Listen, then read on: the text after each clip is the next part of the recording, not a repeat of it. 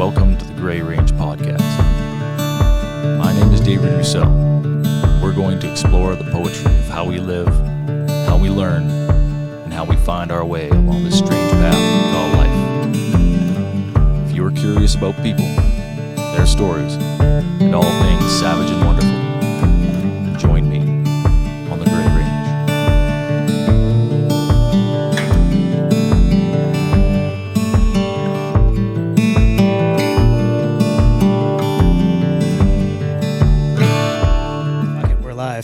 Here we go. We're back with another episode of the Gray Range Podcast.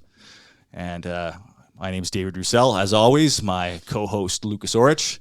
And today we have Josh. How do you pronounce your last name, Josh? Pøpøvitch. Pøpøvitch. Okay, yeah. Right on. Drove down from sunny Fairview to come hang out with us, man, after work today. Yeah. So how was work? It was good. Yeah? You do construction? Yeah. We do custom houses, floor up. Or foundation up, I guess. Nice. Yeah. Nice. You guys busy out there? We're getting busy now. Yeah? Yeah. Kind of roll over from the winter season to start new construction. So we're in a little bit of a limbo, but it's starting to pick up now. Okay. And you guys build like right in that area, like all over the Peace Country? Or? We try to. There hasn't been a whole lot of new construction in Fairview. So it's been kind of neighboring areas. Like we've done, I think, 3 or 4 out in High Prairie in the last few years. Oh, cool. But yeah, we try to stay as close as we can to Fairview because I try traveling to stay isn't out fun. of High Prairie. I used to have a run where I delivered newspapers. Oh yeah, all the way up to and like light freight, hot shot freight, and stuff like that. But one of the things I did was deliver newspapers all the way up to Canuso. Oh, okay. And at about 4 a.m., I'd have several stops in High Prairie, and I run into some interesting people at 4 a.m., 5 a.m. in High Prairie. Yeah, man. Yeah, those people interesting enough at 7. They really want their newspaper apparently. They're excited for it. Yeah, really, interesting. I had some friends that were from the kind of the Wanham, McLennan area and stuff like that. Okay. So really good people up there. Yeah. So we'll start with a piece that like we always do. I'll fit one in somewhere. But I got one picked out that I've been kind of wanting to read for a while. I wrote this collection in 2016, and a lot of the stuff is it was based on what I saw the world as then, and I'm like, I had a pretty dark viewpoint of the world as it is, and I'm like, wow, the world actually got darker, because some of these I thought were pretty dark then, but now they barely describe how bad it is now. Bro, I can't lie, some of these are real. It's yeah. So this one's sunshines and rainbows. Yeah, this one's called Assholes and Cockroaches. Oh, all right. Open your mouth and let out your atrocity. Share your most precious gift, for we have gone without. Tell us how the world's supposed to be. Everyone's an agent and a spy. Everyone has information they won't be denied. Everyone is cheering on the martyrs who have died and Monday morning quarterbacking terrorists online. Who has all the answers? I'd say everyone. Can we avert disaster? Not another one. We're calculated, isolated. Minds are tied as one, and opinions are like assholes. I hear everybody has one. We're misinformed, and being ignored just angers up the masses. Every truth is useful on in the time it passes, and the ignorant are merciful, for they keep their mouths closed until they discover they've been exposed. Now all of us are going to have to know. We're screaming in the dark that we have seen the light, but we can't find the switch. It's hard to know what's right. I could share my truth, but would you join my fight? Or are you occupied with your own struggle every time? The ones who know are the quiet ones these days. Too busy with the work at hand to bother with the games. Because these days a false prophet could be anyone. And you'll know them by the fact they scatter when the lights come on. So, I mean, pretty much the media in a nutshell these days, I think. Yep. Yeah, a lot of what we see is, not the best people in control of things. Maybe shouldn't be. Mm-hmm. Oh, you want to get political? We can go there. I don't necessarily want to, because I have no idea what's going on, man. Yeah. I have no idea what's going on. I'm tied in, through social media. You see a lot of stuff, and you get tied in through a lot of information. But from what I see, it's I just laugh when I see it, because the juxtaposition, the intersectionality of the way things are now, like with these pro-Palestine protests that are happening right now, which have taken the side of Hamas in a large amount of cases and have become staunchly anti-Israel, but it can't help become anti-Jewish. Yeah. So they're chanting anti-Jewish slogans. So and there was a time when there was only one group of people who would stand on a street corner and chant anti-Jewish slogans. That's true. And we didn't like them. That was a problem. Yeah, right. if you just put on your uniform and your flag and went out in the street corner and started, talking about the Jews, people kind of would ostracise you a little bit. And now it's tolerated, and it's like the cops are bringing them coffee, and you're like, what the fuck is even happening here? Yeah, am I in an alternate timeline? It's so bizarre because I understand the issues to a point, but I don't understand how the people are reacting to them because their viewpoints are cultivated by larger interests. Yeah. So the media is just blaring it all day, every day. Yeah. So you just regurgitate what you hear, but I wonder most too, people it's don't like know what's actually going on. a lot of the stuff in my feed. I'm like, am I just like, is the algorithm just feeding me this shit? Like, it's like, yeah, and it is because I'll notice on one day, it'll be rage bait from the right. Right, because I follow a lot of journalists and accounts that are on the right, and I love extremists. So I love from both sides. I'm like, I want to know what crazy fuckers are out there. I want to know what they're saying. And then the next day, it'll be rage bait from the left. Yeah. And I'm like, what did I click on? Like, did I look at something too long? Because I'm like, but then I'm like, oh, I see what's going on. It's feeding you the viewpoint to try and keep you engaged, right? And they want me wound up and angry. Yeah, exactly, right? Yeah. But to me, I just laugh because I can't figure out like how did we get here to this point where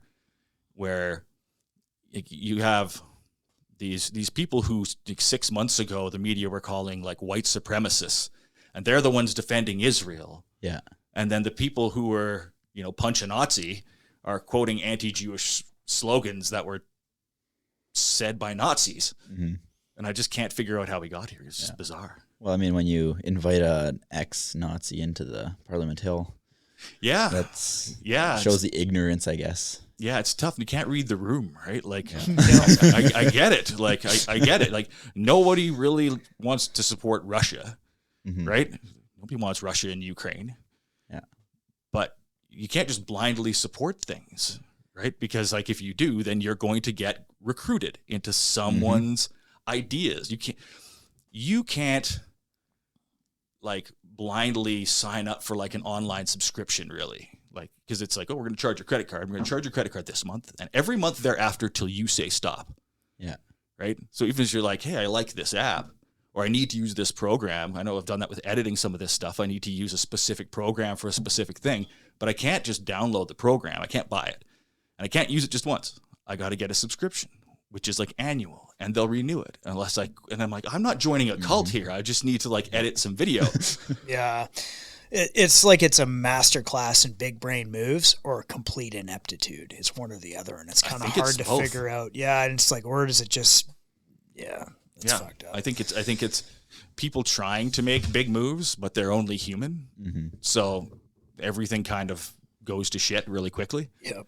And then, when you don't know what you're doing and you just do something and you get a result, what is like the smart guy goes, okay, I didn't know what I was doing. I did something. This happened, was not my intended outcome. We're going to tweak some stuff and change it. The guy who doesn't know anything goes, I meant to do that. That was the plan the whole time. And this is poor Josh right now on the podcast. He's like, what the fuck? I didn't, what are we doing? Yeah. I can't believe I signed up for this. Cheers, Josh. Yeah, cheers. Appreciate you coming out.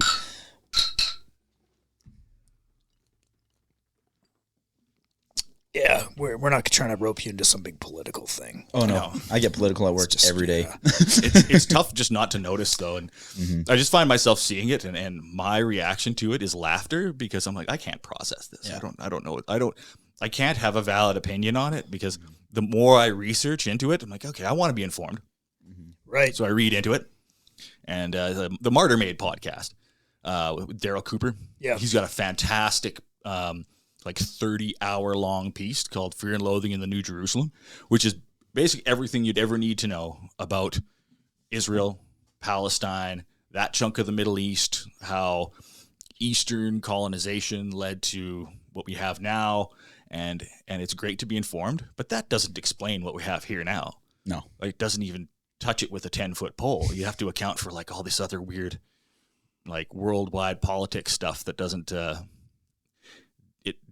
doesn't, the pieces don't fit. Like, you're kind of like, yeah, I can't put together the puzzle. So I just laugh at it. Yeah. So I'm curious from I mean, obviously I work at Barton's. I work in a gun store, so it's a politically charged atmosphere. What's the construction site like? Are people on the construction site into politics? Like, what's the job site like as far as? It's a pretty small crew, so I mean, we all have the same viewpoints and stuff. So yeah, me and my one coworker, we'll get political. It's a Fairview-based crew. Everyone's from the same hometown. Yeah, okay, everyone's from around there. So it's all pretty. Everyone knows each other. Like, I knew my one coworker that's only been a coworker for like 4 years, 2 years, 3. Yeah. I don't know, but I knew him before he even started there. So it's like we go back. Pretty much everyone I've worked with, we knew each other before we worked together. Sure. So is that where you grew up then? You're from Fairview? Is that where? Originally, I was born by Edmonton. Okay. And then when I was like 5 or 6, we moved to Grand Prairie for 6 months, and then we moved up here. So we've been in Grand Prairie up by Fairview for 18 or 19 years now. Okay. So what are your parents up there then? What's that, sorry? So you moved up there with your parents? Yeah. So what were they? Why did they go to Fairview? Oh, for my dad's work. Okay. Yeah. What does he do? Okay. He's a seed salesman and an agronomist. Okay, so agriculture. Yeah, he's all in the agriculture and stuff. Gotcha. Yeah, that makes sense. There's really no bigger place than Fairview. Anywhere north of here, all the way to high level, pretty much. Yeah. Nothing but. Mm-hmm. Well, because when we lived in Grand Prairie, he was driving up here every day, anyways. Yeah. So we didn't like the city. I can't stand it. Yeah. No one liked it there, so. That's fair. Moved up to the north. Yeah, that's fair. Yeah. So you've done all your schooling in Fairview? Yeah. Trade school? They have the carpentry program up in the college there. Yeah, because they got that extension of what's now the Polytechnic, Northwest Polytechnic. Yeah, it used to be Nate Fairview, then it was GPRC, then now it's Northwest Polytechnic or whatever. And before that it was Fairview College. So it's like changed names like 4 times in the last 20 years. Yeah, because I think all my friends that are like my age that are carpenters, they all did it through, it was Fairview College at the time. Yeah. I'm pretty sure when I went there for welding school, it was still Fairview College. Yeah. So. Yeah, it's changed names quite a bit. That makes sense. Fairview was a cool town to go to school in, man. It was nice and low key. It wasn't it wasn't too. Well, they're trying to get rid of all the trades programs there now, eh? Well, what the fuck? They're trying to relocate them all to Grand Prairie or just completely kibosh them all together.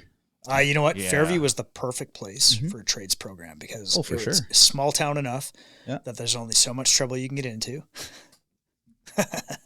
I say that lovingly because I love small towns, but because when I was in welding school up there, I mean, there wasn't a whole lot to do. I mean, you go across to the Dunvegan Inn for lunch. Yeah, but you're driving back and forth each day. Were you living up there? No, I stayed in dorms. I'd drive up Monday morning and then drive home Friday afternoon. We'd get out at noon on Friday, I think, or maybe sometimes 1 or 2 if we had exams or whatever. Okay, gotcha. So I stayed in dorms up there. Right. There was things to do. Sure. But it wasn't so, it wasn't too out of control. Yeah, I could see. I can't talk about welding school. Secret. What happens in welding school stays in welding school. Trade secrets, man. I believe it. I've met more than a few welders in my life. Yeah. I'd imagine the training's pretty wild. The Friday nights are probably pretty lit. Yeah. So, you guys obviously are living out of town? I live in town right now. Oh, okay. But your folks live out of town then? Yeah, my folks are out of town. Okay. They have an acreage and farm-ish type thing. You kind of grew up on the farm then? Oh, yeah. Right on. All day, every day outside, pretty much. Yeah. So is this the so you have an Instagram channel called This Tactical Redneck? Yeah. And then you do Sunday Gunday. Yeah. So is that where is that your parents' farm? Is that where that is? Yeah. Actually, the range on that place used to be owned by an actual firearms instructor. Okay. And that used to be like a handgun certified range and everything back in the day. That has since really. Yeah, that's been since not registered anymore, but whatever, things lapse over time or whatever. But it looks like a really cool place to go and shoot. So. Yeah, for sure. So what got you into shooting? Something you've been interested in your whole life? Yeah, pretty much. Like I've always liked the idea of guns and shooting and whatever else. And pretty much like I never grew up around guns. Like my dad never had any guns or anything when I was a kid. But when we moved up here, the previous owner, he would come out with his guns and stuff and let us shoot with them and stuff like that.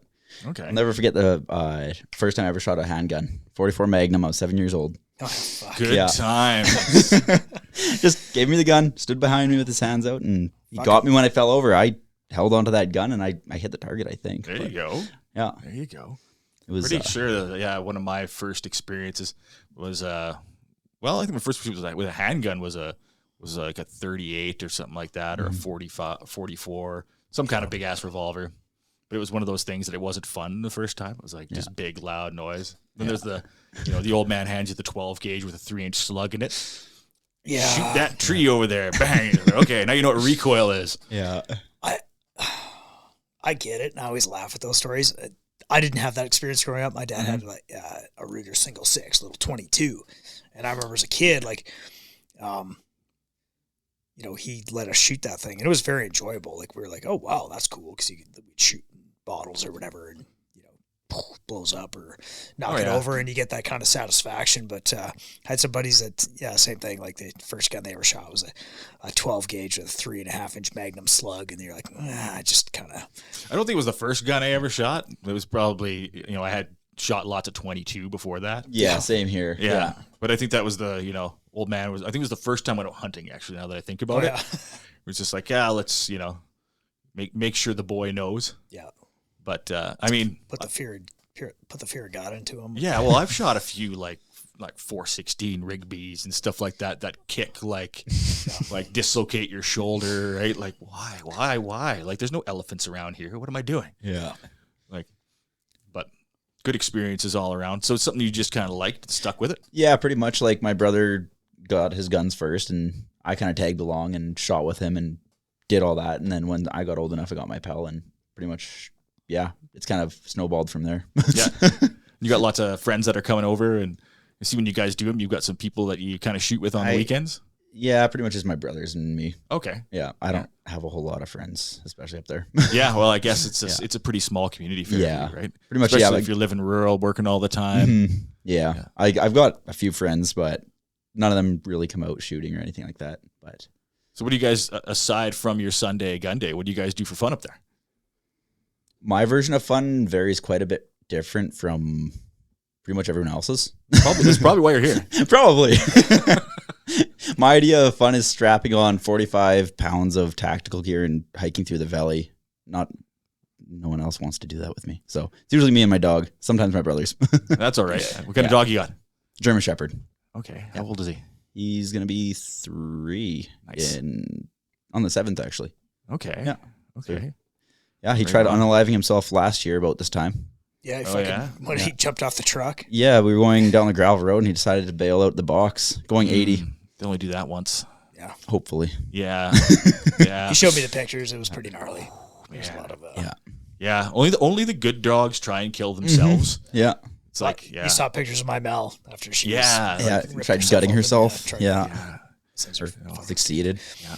But I gotta say, like for the Sunday Gunday thing, you're incredibly consistent. Like you're pretty much every Sunday for the last 6 years. Yeah, you shoot 52 weeks a year. Yeah, I am envious.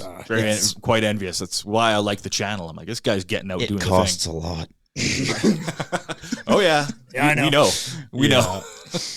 I can watch the video and I can do a tally in my head, but that was Yeah, and then especially like sometimes I'll have like my whatever in-laws or whoever else will come out, and then usually that's when all of the guns come out and a lot of rounds are fired from all of the guns. So I guess I'm curious because obviously I do some content too for the range or whatever.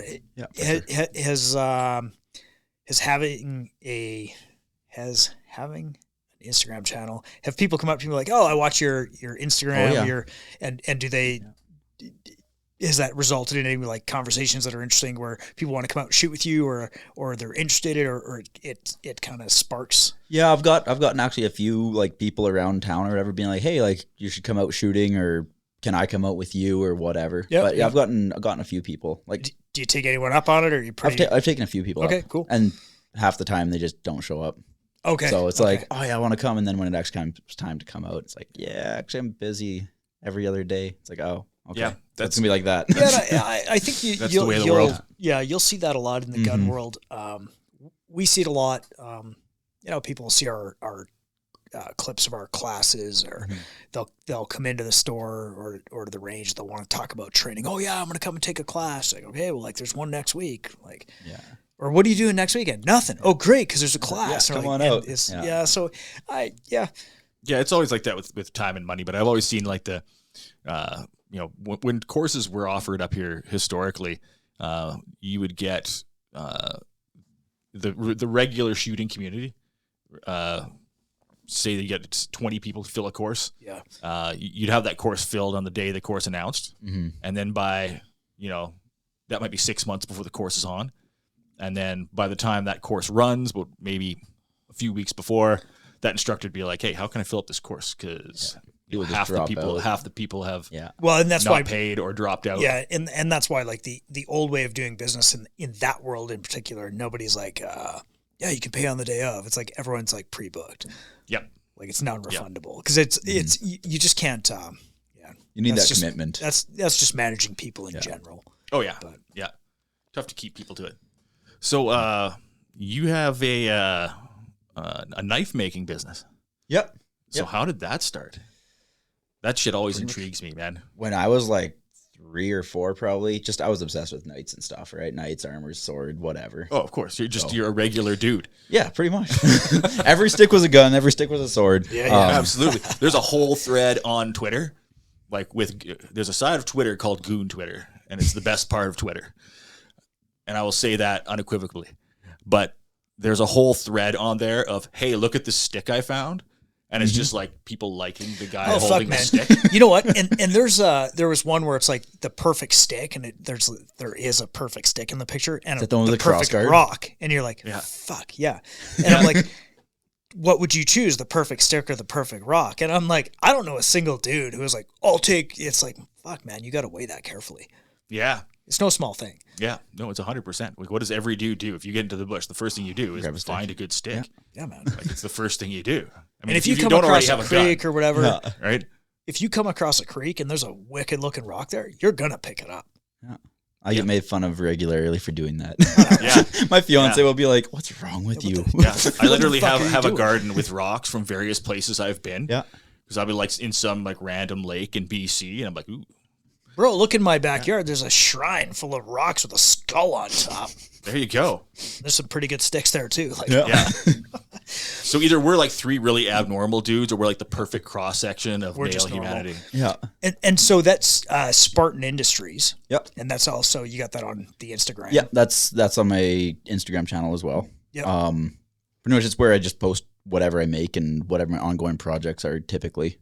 And you make some cool shit, man. Like some of your knives. They're completely damn cool. That's the one. That thing's fucking baller. Yeah, I made that last December. That's a G10 Micarta handle. Yeah. In front of the camera. We'll get some shots of this and I'll put it up afterwards. I actually used that to skin, gut, and decapitate my whitetail last year. Beautiful. So, yeah, hopefully do it again. Nice work, man. So how'd that start? How'd you pick that up? So it's not a skill you just run into every day. It started with just heating up random piece of steel in the campfire. Okay. Bashing against rocks pretty much. Yeah. Getting a ghetto old framing hammer and started smacking it with other steel. But when I was about 16, actually out by, I think, Nampa, there was I think a welder, but he was doing a forging course. Yeah.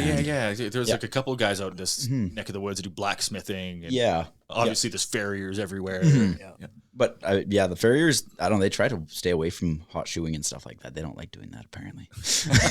But so I don't know. I went down the rabbit hole a few years ago on farrier videos. Yeah. And that is intriguing. Watching a really good farrier work is like, whew, my goodness, there's a skill, man. I'm actually looking at going to school down in Oklahoma for doing the farrier. That's actually pretty much where everyone goes to do the schooling from around here. They go to Oklahoma. But I think that'd be a cool side trade thing to get. But yeah, absolutely, man. Absolutely. Being a carpenter isn't keeping you busy enough. Oh no, it is. Yeah. It is. But other stuff he doesn't know how to do, though. As an extra thing, that'd be pretty cool. And apparently hot shoeing and like doing custom shoes, that's like a big profit. So when you were, like corrective shoeing. For sure. So just to backtrack a little bit. So you're 16 years old, you take this course. Pretty much opened up and I was like, like that'd be really cool. Yep. I got signed up for it and pretty much I saw how it was done correctly. Sure. Pretty much given the tools, and then I made a coal forge out of an old steel wheel from a car and forced air with a hairdryer. Okay. And that's not uncommon. No, it's pretty much your standard baseline coal forge. I melted a railroad spike in that thing. Yep. Yeah. So it got hot. But pretty much it just kind of escalated from there and kept practicing and whatever else. I ended up making my own forge out of steel, propane powered forge. And then I started getting people like, hey, you should make me a knife. I'm like, wait, you actually want this? Yeah. So and then pretty much kind of built from there, and the more I did, the better I got. And I mean, I still got like a shit ton of stuff to learn.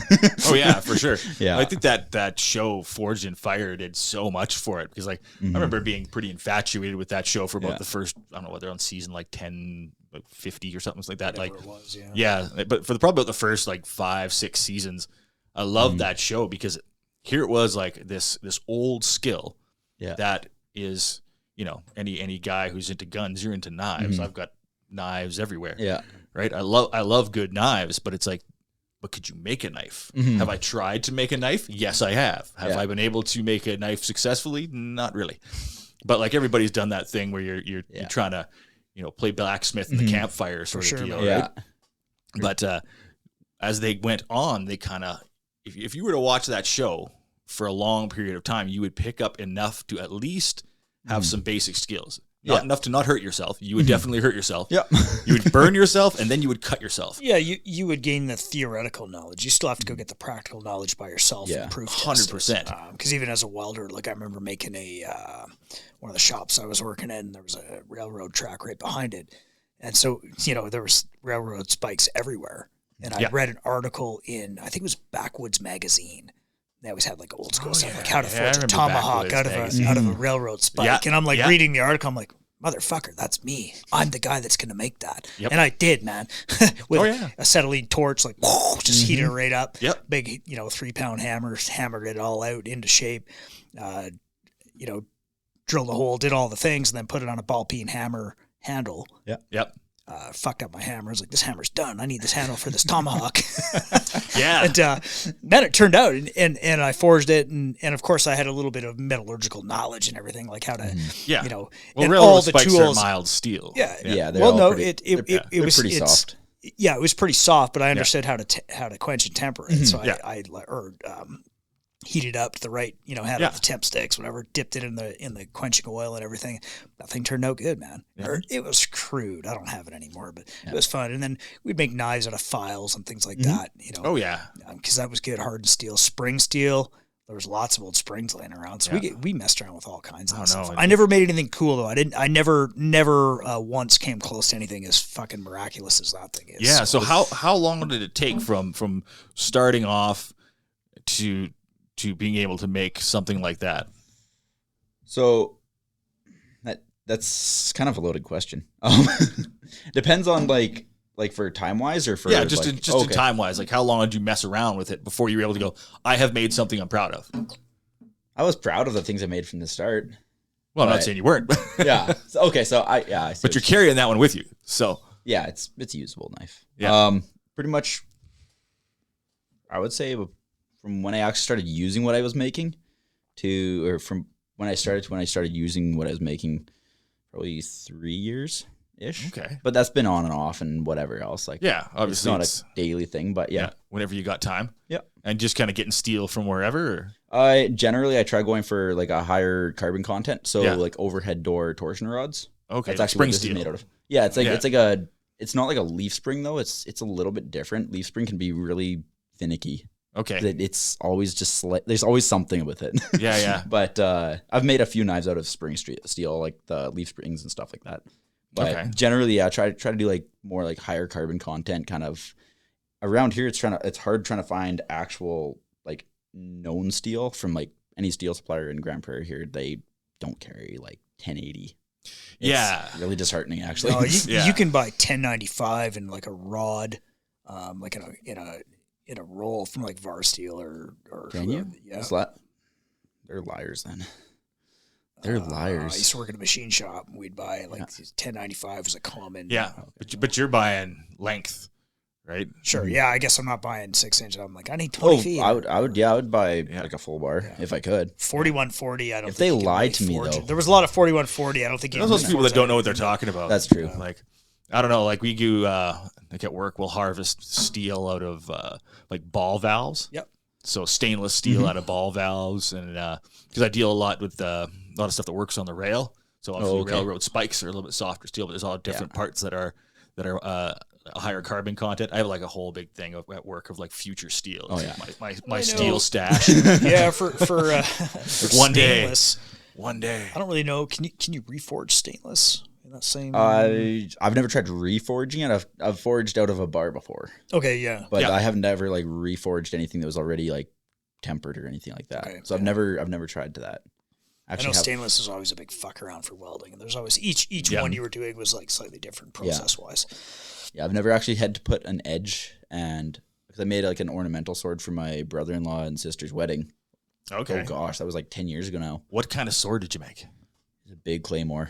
Nice. It was just all stock removal for the blade, and then I forged the guard, and it forged fine. I have no idea how it would have held it. Like if I actually tried tempering the edge or anything, if it would have held an edge on the actual blade. Yeah. But I had like next to zero experience at that point. I guess you get the choice of you can choose the medium if it doesn't really matter. If it's ornamental, it doesn't have the same. Yeah, it was whatever. It cut the cake, and that was all it did. Yeah, so it's all it needed to do. Yeah, it didn't break the edge. So yeah. Well, that one over there has cut a whole lot of mats. So Tamashigiri, Japanese mat cutting. Yeah, and it's also cut a pig in half. Nice. A dead pig. Yes. Yes. Actually, before I get a bunch of angry comments. Yeah. What? Step the pig yard. Yeah. No. Done. Now, however, if I had that sword and I was in the woods and there were some wild pigs, I'm being chased by wild pigs, I'll use the sword. Or a bear. Yeah. I don't know. I've thought about that before. Me versus bear with sword. A sword. I know. If it was a medium-sized black bear, yeah, I don't know. I've dealt with enough bears in my life. Okay, but if you had to go back just a little bit in the conversation, it was like perfect rock, perfect stick, or the sword. You're gonna pick the sword now. Yeah, of course. Well, of course, right? Because it goes rock, stick, knife, sword, gun. Yeah, right. That's how that works. In fact, I actually made a tomahawk one time out of the perfect rock and the perfect stick. I was like, fuck, if I combine these two things, it'll be super powered. Damn right. Man, I wish I would have caveman ingenuity right there. Yeah, that is how we got here today. That is how we've wiped out so many species. It actually fucking re-inspires me to go find another good rock and make another tomahawk. Yeah. I've tried my hand at flint napping. It's not easy. I don't know if we have flint up here. Have you fucked around with rocks and like? I've tried doing like slate and stuff. Okay. Yeah, I've only ever tried it with slate. I've never like just rocks I'm finding when I'm out. Yeah. You know, you're camping, you're hiking around some riverbank or whatever, just for something to do, trying to break off decent pieces. But and you can. I have cut like meat and stuff like that with rocks. Yeah. Okay. Because you get out in the bush and goes, I don't have a knife. I'm like, well, there's a rock right there. If we break it to several pieces, one of them will be sharp. What are you gonna do? Well, you carry a knife. Well, now I do. There was definitely a time when I didn't. I grew up kind of like wearing a watch. I used to not wear a watch, and I wore a watch for a while. Yeah. But now I always have a knife and a flashlight. Yes, just, you got it. When I was a kid, I always had a knife and a lighter. That's how I grew up. But I grew up out in the middle of nowhere, so I'm saying I was like, well, I always had the lighter. Yeah. How come? That's a different podcast. Well, you see, in shot class, we made different knives. That's right, yeah. And then we got kicked out of shot class. That's right. Because the vent hood in the welding room was perfect for using the knives we made. What's that coat hanger for? Never mind. Yeah. Yeah, we made knives, then did hot knives in the welding room, and then got kicked out of shop class. Yeah. But what are you going to do when you're like 16? Kids are, they do things. So growing up in Fairview, like obviously that's a very rural area. Mm-hmm. So like, what is there to do growing up there? Pretty much what I know of it, I mean, I was pretty, like, we all homeschooled, so it was a pretty close group, but my outlet was gymnastics. Okay. Gymnastics and parkour. So I started gymnastics when I was like 6. Okay. And then by age 11, I think 11, maybe 10, I started as a junior coach. Okay. Did you do any competing at all? I didn't do any competitions personally. I coached lots of kids that did, but I was never into the whole competition scene. I didn't care for competition. Okay. But you're obviously knew enough about it to start picking up the coaching out of it. Yeah. Like we didn't even have a competitive program when I started coaching. Or when I was in like practicing. And then for another 11 years I coached, and then parkour kind of started when I was like 13. So I kind of took over on like coaching for parkour as well. So where are you doing parkour in Fairview? We had a gym set up. Oh, okay. Yeah. So pretty much like my brother-in-law kind of brought parkour into that whole area. It's just such an urban thing that I'm like, we had to build the equipment for parkour. For sure. Yeah. It's like you're leaping off granaries or what's going on? Fucking off the tractor into the, that was the thing. That makes sense. I could of see bales. it. Yeah, we fucked around on a lot of hay bales back in the day. Oh man, Yeah, I could see that. Yeah. Actually, that's totally viable. The only decent building in Fairview to actually climb on is the college. Allegedly. Yeah. Allegedly. They say that anyways. Yeah. But yeah. Local and then they brought security in and can't have people having fun, right? Well, no, that's So there's one security guard headed out for us. Athletic wise, do you still do anything that's like along those same lines? I did a backflip outside 4 weeks ago. That's about it. No, but so you don't do any like gym stuff like at work. I do. Okay, yeah, just climbing through trusses and whatever else. Sure, but it's funny actually. I don't know, a couple weeks ago, guy loading me at Home Hardware. He's like, "How old are you again? You move like a 14-year-old." I'm like, that would be the gymnastics. There you go. That's a good thing, man. You gotta stay live as long as possible, man. Yeah. And are you still doing jiu-jitsu? I haven't really been doing it. That's just a function of time. Yeah. But it's been just hard finding the time. I could make the time probably, theoretically, but yeah. There's an academy or school up in Fairview. There's a guy a group that does it? Or did anyways, came from here, and he would go down or up, I guess, and go and do class every Tuesday night. Oh, okay. Yeah, I'm not totally sure if he's still doing that or if I'm not even sure who's running it now. Okay. But okay. Yeah, I got a text at the beginning of the year saying, "Hey, we're starting this class." I'm like, I don't know who's doing this class. I never heard anything from them, so I don't know. But no, it's hard, especially like when a dude's in his 20s, man. Like in my 20s, I worked. That's all I did. I worked a lot. And I was like, make as much money as you can. While 30s too. It's like now I'm like in my 40s. I'm like, I have time for jiu-jitsu. Yeah. I'm still trying to get there. Time. Well, yeah, time's relative too, right? It's not, yeah. You start stacking up things that are important to you and trying to like you're in your 20s, you're just setting out, trying to kind of figure out which direction you want to go and what's important to you and that kind of stuff. Yeah. So, things like jiu-jitsu, hopefully I have time to get back to that. Yeah. Yeah. No, I more than want to go back and do it. It's just right now it's really difficult trying to manage that time into that. It's like I'm in the same boat. Yeah. I'm like every week I'm going to be jiu-jitsu this week, and then I'm here till 8:00 at night editing an episode of this podcast. Yeah. So, but I'll get there. It will get there. It's the thing is just not giving up, like not putting those things and just being like, no, I'll never do it again. Yeah. It's just like anything that in my mind, the physical training. So like martial arts. So shooting's a martial art. Those things are skills that are gained over time through practice. Yeah. They're not things that you just get. Like you can't just show up at a jiu-jitsu class and learn jiu-jitsu. You have to do it for a long period of time. You got to grind away and struggle. Like any martial art, right? It's just like exercising in the gym. Like you're not going to I'm in a state right now where I laid off in the gym, too much food, so I'm back in the gym again. It's going to take as long or longer to get back to where I was. But it has to be that way. It has to be done that way. Yeah, right? and it's that discipline and dedication. I don't want to sound like an old fucking man either, but the reality is the older we get too, the longer you take off, the harder it is to get back. It's not like when you're in your 20s and 30s, you're like, oh shit, like you get it back right away. Bro, once you crack the 40 mark, it's like you're fucked. Oh, bro, I was throwing around some kettlebells today. 3 things popped. I was like, oh, that's never happened before. I need to go to the doctor. Yeah, I did one good clean, and it was like elbow, shoulder, knee. I'm like, still standing. Are we doing another one? Yeah, okay. We did. So I did the whole set. It was I actually did the full workout. It felt great. But it's like, man, you got to keep up on those things. You got to keep doing them, because those kind of arts, those kind of things you get out of them what you put into them. Yeah. And like some people are born with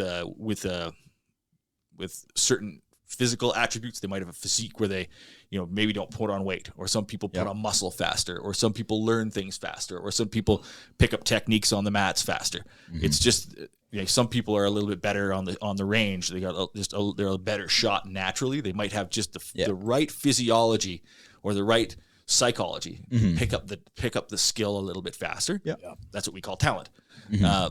But even for those people, it's repetition over time. And if you don't do it for a long time, you don't get to keep it. They're all perishable skills. So nothing makes me madder than someone be like, oh man, I wish I had skills. I wish I had talents like that naturally. It's like, do you know how long it took to get here? I think it's easy for people to look at somebody else's successes or or perceived successes. All they see is when you're at the top. Sure, and they're like, oh, well, that must be nice. And you're like, man, you have no idea how many hundreds or if not thousands of hours of agony that somebody goes through to get to any level of expertise or perfection, right? Like it's not, I'm not gifted in anything, man, other than stubbornness. And that's all it takes. Right? Like it's, I'm like, okay, like, I need to volunteer. I'm like, oh fuck, I'll go first just so that just to get it out of the way. I'm the same way. It's just if it wasn't for this just kind of dogged determinateness where I'm just like, I'm just gonna keep going. This sucks, but I'm just gonna keep going. Then I'd just never get anywhere. Like it's just kind of the way of the world. But I remember, like, for some people though, when you see somebody who's skilled at something, like it's an amazing thing to watch. Like for me, I love watching people who have skill or talent. Like I was saying, watching the farrier videos, watching these guys like fix a horse that's got a hoof issue and then shoe it, and it's just like, oh my goodness, like this looks like magic almost. How quick and talented they are. Yeah, and the interesting thing about that is, if you're going to work with animals, you have to be a fucking good person too. Like it's one thing to be good at the trade; it's another thing to be good with animals. And then to combine the two to where the animal's trusting you enough to let you work on it when it wouldn't let anybody else touch you, like that's a fascinating thing all on its own. People that work with animals at that level, fascinating. Well, same thing with construction. My mom's late husband did construction for 35 years. Previous house that we owned, we tore down the deck. The dude built this giant deck in like an afternoon. Like I helped him put out the 6x6s and this and that. The rest of it, I was like working on something else. I came back later that day. He had a whole deck built. He's like, yeah, just screw down these last couple boards and we'll put the stairs on. I'm like, what the hell? But I remember working with some friends of mine on a project. We were doing a not-for-profit, some volunteer work, and we were doing some framing work on this kind of after-school program thing. A bunch of my friends were carpenters. And we're going in there. We're framing in some walls. And I just remember, like, I'm up on a ladder, nailing something in, and I like swing the hammer, and like everybody kind of stopped what they were doing and looked at me. And my one buddy's like, "What the fuck are you doing?" So I'm like, "I'm putting this nail," and he's like, "Not like that, you're not." It's like, "What's that? Like your 7th swing?" Like, yeah, what are you doing? He's like, "Just move over. Just move over." Yeah. A buddy of mine was a painter. That's what he did, is paint houses. Shows up on a Friday afternoon. I'm painting some bedrooms in the house, and he comes in. I'm just doing like one last wall, and he comes in, grabs a beer out of the fridge, comes into the room, watches me. He's like, "Get off the fucking ladder," he says. "What the fuck are you doing?" I'm like, "I'm painting." He's like, "No, you're not. You're making it." So he's like, "Look, I'll show you how to cut in along the wall." And after he showed me that, all of a sudden it was like, oh, I've been doing this like all wrong. And after that, I was like, I would always ask people for advice, because I'm like, there's not hacks, but there's things that you learn better by ways skill. of doing it. Yeah, and for sure. So I got a question for you. So because I follow you on Instagram, obviously, and I've known you for a few years because you're a customer. You come into the shop, and we bullshit. You were in one of my classes last year. Shot like a fucking baller. This guy can shoot. Nice. The amount of creativity that you possess is pretty interesting. I just wonder if that kind of snowballs. Like, you started forging knives, you make your own leather sheaths. It's kind of like I've seen some of I'm pretty sure you had some pictures of some furniture that you did. Oh yeah. Yeah. So and I guess that's part of the being the carpenter. Do you find that, like, is there anything you don't fucking build or mess with? Because it seems like all the pictures that I on social media, anyways, when I see it's like, what the fuck? Is there anything this guy doesn't do? So pretty much with that, like, so I like to be challenged. Yep. Not mentally, but I mean, I am, but no. I got you. Pretty much, if it's not a challenge, it's not fun for me. Yeah. So like, people will bring these random oddball ideas to me and be like, hey, I want something like this that does this. I'm like, I have no idea how I'm going to do it, but I'm going to take this on. And then I find a way to do it. And it's it seems pretty complex. Like, if you look at, okay, like, all right, you figured out metallurgy and how to forge a knife. And it's like, well, then there's a lot to putting a handle on it, because now that's a different skill set, because now you're working with whatever medium, whether it's micarta or wood, or and then you need the brass pins, and you got to do that. Then you're going to make the sheath that it goes in. Like, is there any one of those things that's like I guess they all have a learning curve? Oh, for sure. 100%. Yeah. Yeah. I don't know. It's just more or less trial and error things. Like, I'm artistic, I guess. Like, I do have a little bit of natural artistic ability, I would say. Yep. But other than that, like, it's more or less, I absolutely despised doing handles for the longest time, because they were hard for me. Like, I sucked at making handles. They were like nice and comfortable and like actually worked properly. Sure. So it took forever to learn how to make a decent handle that would be like in your hand and feel like a knife. Yeah. But yeah. And would you say that you're there now? Like, you're also okay. Oh no, I got a long ways to go. I got a long road ahead of me. Okay. Yeah. No, I've got. So, but is that something you want to keep doing? Oh, for sure. Yeah. I actually just looked into getting business cards made today. Nice. Yeah, well, I was bugging him the other day. Well, I get customers that are like, do you know anyone that could like build a knife or make me a sheath? And I'm like, well, shit. I know a guy, like, but are you on Instagram? No, I don't do Instagram. I'm like, okay. Yeah. Like, there's just, we have a lot of customers who are not on social media. Yeah. Cards are coming. Josh and also comes in the next build day. I'm stock like, hey, too. man, do you have cards? He's like, no, why? I'm like, okay. Like, we can certainly drive a little business your way. That's just the next step, right? The best thing is to do something for a living that you love, right? Yeah. So, when it came to, like you said, you were homeschooled. Was that something your parents had decided on very early? Like, were your brothers also homeschooled? Yep. Everyone in my family was homeschooled except for my oldest sister. She did. Well, she was homeschooled for a bunch, but then she did correspondence and whatever else. But the rest of us, like, K through 12. And is that like kind of natural curiosity, just kind of natural with your family, or is that kind of unique to you? I would say this level or this kind of form, I guess, would be probably just me. My sisters, as I mentioned to you before the podcast started, they do piano. Yeah. They're really gifted in that kind of avenue, and they decided to take that on and keep doing that after they finished whatever lessons they were doing. Okay. So they're both teaching piano. But yeah, my everyone in my family does something. Was that encouraged growing up then? Was that like part of your upbringing where that kind of like everything was positively reinforced? Oh yeah, for sure. Yeah. Like they would see that we're like whatever, showing aptitude and this proclivity thing. for something. They fed it and cool. Yeah, let it grow. So how many siblings do you have? 6. Okay. So there's 7 of us total. Okay. Oh, wow. Where are you? Right in the middle. Okay. Right in the middle. Hey, right on. best I'm a middle kid too. Yeah. Yeah. No, we're kind of all over the place. Everyone in Fairview knows who we are. Yeah. We all look the same. Okay. Yeah. Yeah. No, they can't tell the difference between me and my brother, even though we don't look that much similar. But everyone's like, you look similar to your brother. Like, it's obviously you guys are related. Yeah, but it's like they mistake who we are. It's pretty funny. Okay. It's like, no, not him. He left a while ago. I'm here now. Yeah. Yeah, because I was reading something about homeschooling here recently. I think it was somebody in social media was saying like this kind of the misconceptions about homeschooling was like, he's like, well, my kids, like, they're done with school in like 2 hours in the day, and the rest of them because I'm pretty sure it was Braxton McCoy, who I probably bring up in this podcast a lot, but he's a what do you call it, colt starter down in Idaho, and he was saying like, you know, basically he was working at home, right? So he's working with horses and doesn't do a lot of it in the winter. He was saying like, the time I get to spend with my kids, like they're getting lessons. Their mom teaches them like 2 hours a day.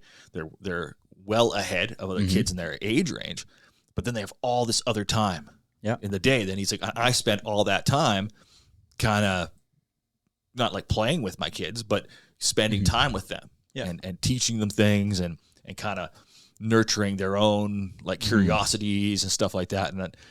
And that kind of thing just makes a lot of sense to me. I've known a lot of people who came from a homeschool background who, you know, they weren't lacking in, what do you say? They say people who are homeschooled don't have the social skills. And I'm like, obviously you had 6 brothers and sisters. That's a lot of social exposure. Like, but too much on some days. Actually, that makes a lot of sense, right? I mean, there's a lot to be said for getting exposed to a lot of different people, but that just happens in time. And what do most people do when they get older anyway? Their circle starts to shrink because they just had enough of people. Right? By the time you're like, amen, brother.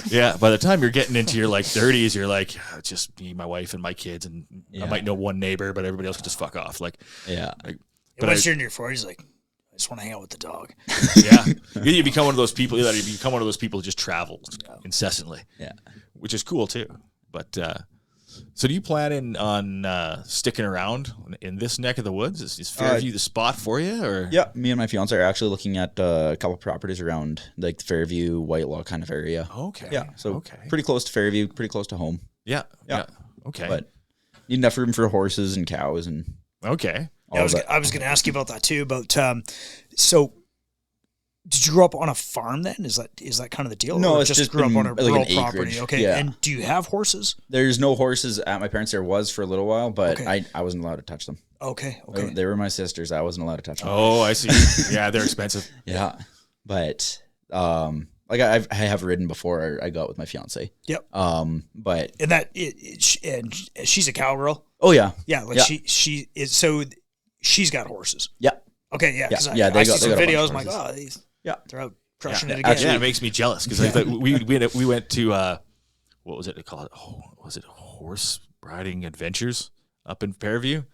Oh, okay. I'm not totally sure. It was I've heard of him. Yeah, so he's an older guy. He was an old horse wrangler who had he's a good piece of property, really nice sets of trails down along by the river. My wife and I went out year before last.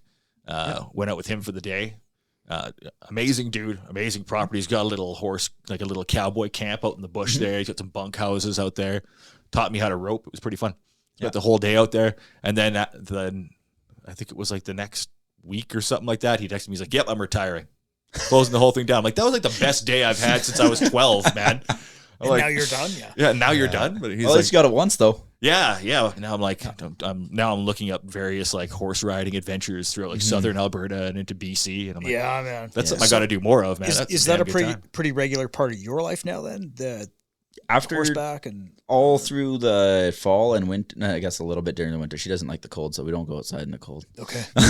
But she actually just got knee surgery here in February, so she's not allowed to ride until I think August. Okay. So she's like straight up not allowed to get on a horse. Yeah. So that's gonna be put off a little bit. But last year, so they have this like a team of fjord perch rounds crosses. Okay. Big horses, big draft horses. They're like for hauling a wagon and stuff. Yeah.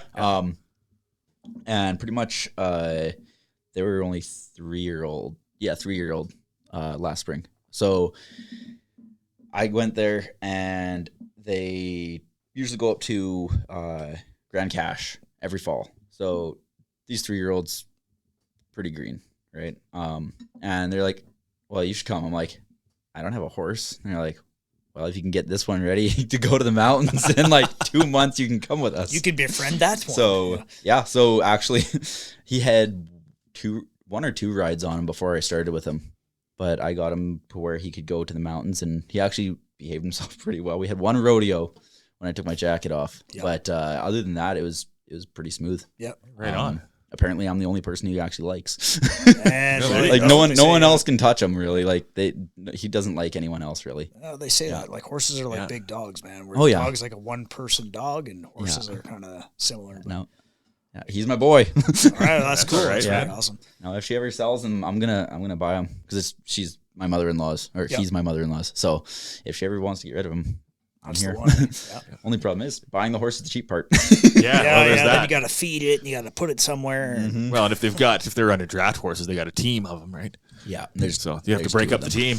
Yeah, but yeah. Oh, that's really cool, man. Mm-hmm. That's really cool. Yeah. And then cattle. How do you get there? Well, my parents have cattle. Oh, so they have some cows. They have a milk cow and stuff. Yeah, actually. Yeah. Very first day she ever showed up, I ended up having a rodeo with her. Yeah. She got away like right out of the trailer. She took off across the field. Oh, geez. I was in the house. Mom yelled at me. She's like, "Cow's gone." I'm like, "Great." So I sprinted for like 2 miles after this cow through the field. Wow. And finally caught up to her in like this like little gully area with like trees. Yeah. And she's thrashing around, so I'm not getting too close. I'm gonna get trampled and killed. So I let her get out. She gets out, keeps running. My mom comes running up. We got a 15-passenger van. Okay. So my mom comes rolling up in the 15-passenger van. I get in. Cow's in the other field. We take off across the field with the 15-passenger van. Uh-huh. So you're going through fences or what? No, these are all just like unfenced grain fields. So it's all before anything's seeded. Yeah. So pretty much go across this field in this 15-passenger van and pull up alongside this cow. She has horns, so it's like perfect. Mm-hmm. I'm out like this window in the van. My mom's holding on my belt loop, trying to drive still. I grab the cow by the horns, twist its head. We stop, finally get her like shut down, and then it was good walk home. Yeah, no kidding. Yeah, very first introduction to having cow on the farm. Nice. Yeah. So now they got a couple milk cows, or they there's raise 2 meat cows, or what? A little bit of both. So Okay. they keep the like whatever 2 heifers or whatever for or I guess cows. Heifers don't have calves yet, but kept a couple cows for actual milking, and then they would get them bred and raise the calves for butchering. Okay. Yeah, we've had some really good beef off those things. Nice. Yeah. Yeah, that's a good way to live, man. I mean, I think that's a nice, sustainable way to live, where you get a decent sized piece of land, and how big of a spot are you guys looking for? Well, the properties we're looking at around 10 acres for starters. But yeah. Anything up and above there is pretty damn expensive. Yep. Yeah, that seems to be about. I got a few friends of mine. That's kind of where they ended up. It's kind of that 9 to 12 acres, and it's enough. For good sized garden, you can have a few animals.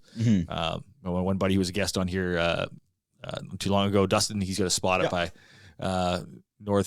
northwestern Alberta there by the border. Oh, okay. And he's got a few cattle. But yeah, it seems like a good way to go. I mean, that's kind of the dream is to end up with some land, be able to be sustainable. And so. What kind of keeps you in that Fairview area? Like, what do you like about that lifestyle? I mean, there's just so many people, especially with social media, so many young people. Thank you. They graduate high school and they want to go to college. They want to go to university. They want to go to a bigger city. The first thing they want to do is leave the farm, leave the small town. I'm guessing you saw a lot of that, growing up where you're from, but to a degree. I mean, I've never been interested in moving away from like the small areas. I like being secluded. Yeah. Well, obviously, if what you like to do is to be out in the bush and have that time and that space, then that makes sense. But I mean, it just doesn't seem like a lot of kids do that when they get to like that age. Like they just can't wait to get out of the small town. Yeah. I know I was like that. I grew up in a small town. I grew up in Jasper. It was 4,000 people. Yeah. And everybody wanted to get out of there. And now, I've lived all of there in Grand Prairie my whole life. And Grand Prairie now is like, this is big enough for me. I don't really want to live anywhere bigger. No more people. I don't really want to live anywhere bigger than this, right? Yeah. Well, I think partially the reason why kids are moving out to like bigger cities is because they're told that's what they should do. Okay. You have to go to college. You have to do this. It's like, well, usually colleges are in the bigger places. So I think that's part of the reason why. I think it's just the different, depending what they're trying to do with their careers, or whatever. Like because Fairview's a very big trade town. Yeah, trades and farms pretty much, and oil field. So it's pretty much like if that's what you're doing, then you stay there. If you're trying to do anything computer or whatever business, you're going to Grand Prairie. Yeah, I mean, if that's where your interests lie, you kind of have to go where the work is, and that that makes sense. So I think it's just the demand for that kind of, I guess, fields. I think is what pulls more people away. I mean, Fairview hasn't grown for the last 80 years. No, not really, man. It's kind of it fluctuates from 2,500 to 3,000. Yeah, that's where it stayed since but it's self-sustaining. Like it's constant. It stayed at that level. Yeah, it's a solid line. Yeah. But I think like, do you think that's a function of being homeschooled? Like, did your parents, like, they obviously didn't like say, hey, you have to go to university or you have to go get a degree or something like that? They just kind of encouraged you to kind of find your own path, find out what interests you. And that's one thing. That. Yeah, that's one thing I'm like really, really thankful for. They didn't be like, oh, you have to do this. You have to go and get your degree in robot science or whatever. Yeah. Pretty much they saw what I liked doing and that it was half decent at. They're like, okay, do it. Yeah. Like go to the shop, play with wood, like, or metal or whatever. And I mean, half the time they didn't know where it was, but yeah. Other than that, like they were very, very, I was very blessed to have my parents as my parents. They pretty much just let me do what I was going to do and didn't try to influence that because they both went to university. Yeah. I would imagine. Yeah. And it's like, my dad was never in the trades. My mom never did anything like that. My mom's actually stay-at-home mom. She always has been, I guess. Yeah. Well, except for the very early years before I was born. But other than that, like, she's just been there and helped us grow in what we were good at, more or less. Yeah. So. No, that's awesome. And that's, I think we see so many problems. Like, to take it all the way back to the beginning of our discussion when we're talking about like what we're seeing on these college university campuses and how we end up with these kind of knots of interest and political and religious and historical and all this stuff where you kind of can't find out where one ends and one begins. It's a mess. Yeah. Yeah. And you're like, well, how do we fix this? And it was quite a few years ago I started,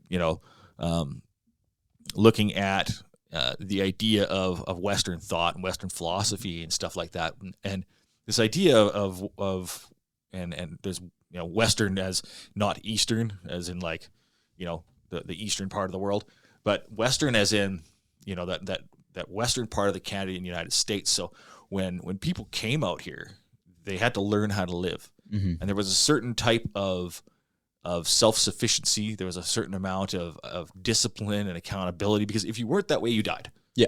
Right. If you couldn't build community, you died. The frontier was a brutal place. Yeah, exactly.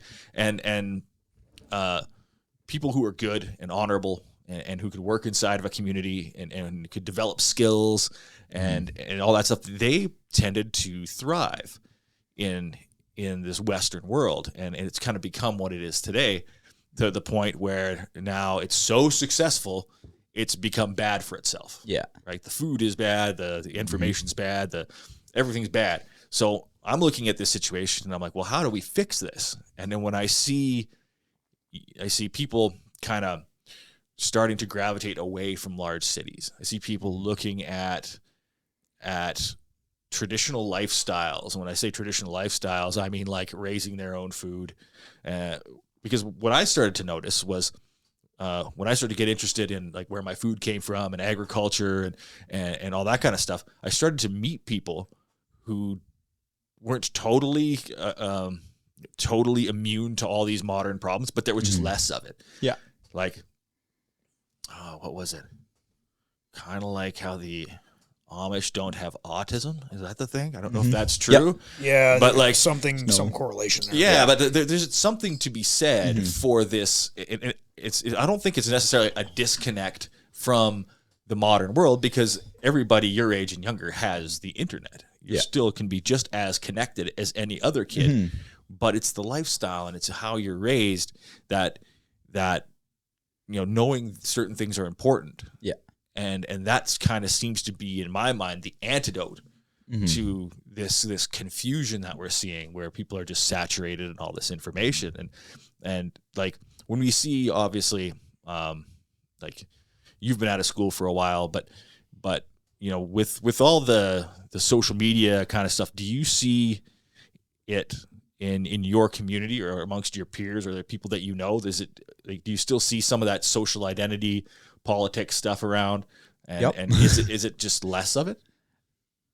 I think because I do isolate myself enough, I only really maintain that connection with the people who are more similar to me, I guess. I don't know if that's a bad thing or not, but no, like attracts like, not really. That's the way it is. But yeah, there's I know a few people that are like that have like that deeply rooted social what do you call it?